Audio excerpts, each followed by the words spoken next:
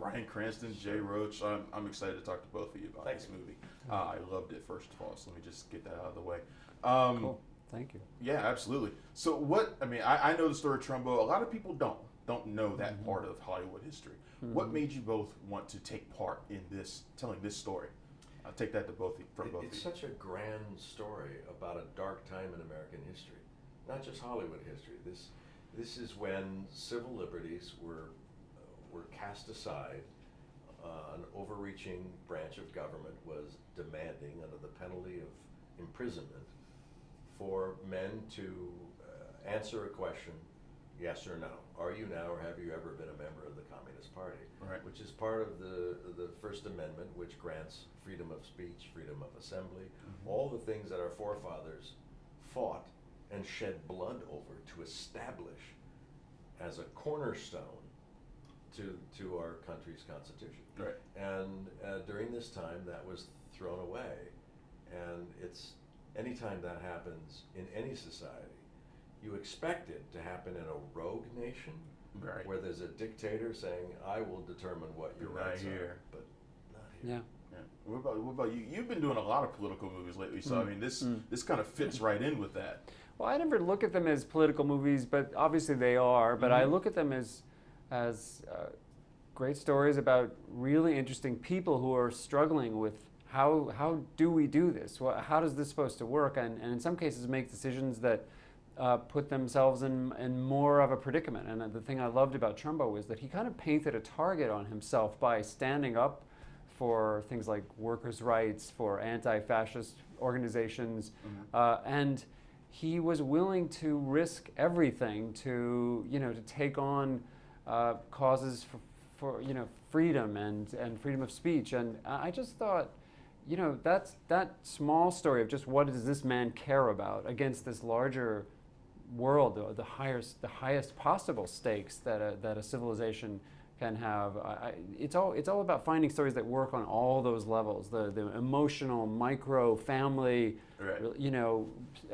soul of the man versus the larger national, environment. When I look at this movie, I can't help but draw parallels to today. I can't help it, And I think that this is that was a time when the crazies were winning out. I think their voices were being heard more. People were listening to it, and I see some of those parallels today still, especially in our current political climate. Did you guys draw some of those same parallels? Do you see some relation between how things were then and how things are now?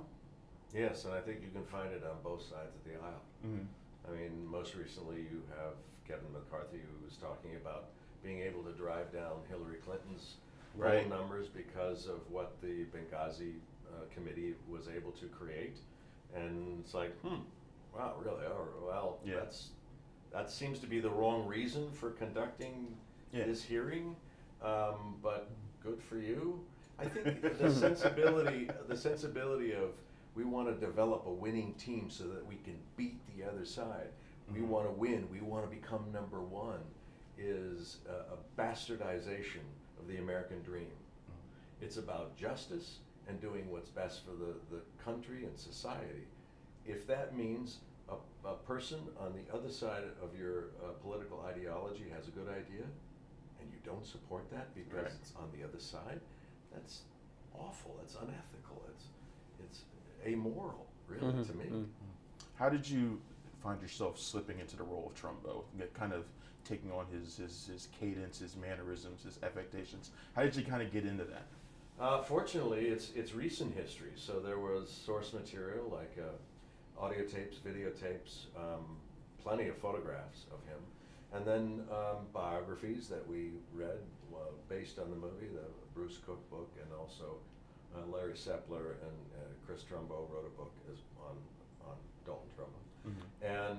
And also his daughters are alive and well, and they were very helpful to give us little bits and pieces of information, not just for my character, but also for the story itself. I was going to ask about that. I heard that they contributed to the film. What specifically did they add to it? Yeah, both Mitzi and Nikki Trumbo talked with us at length about the story, and Mitzi in particular, for me, because I got to know her a little better, gave us the focus on the second half of the film, where Trumbo actually helps other writers continue working by working for people like the King brothers and writing some of the better movies that are being made in Hollywood at the time, even while being blacklisted under other names. So they end up writing movies. He wins two Academy Awards, and then he writes Spartacus and Exodus, and pretty soon, just by the act of great story creation, they embarrass the studios to realizing that this blacklist isn't accomplishing anything,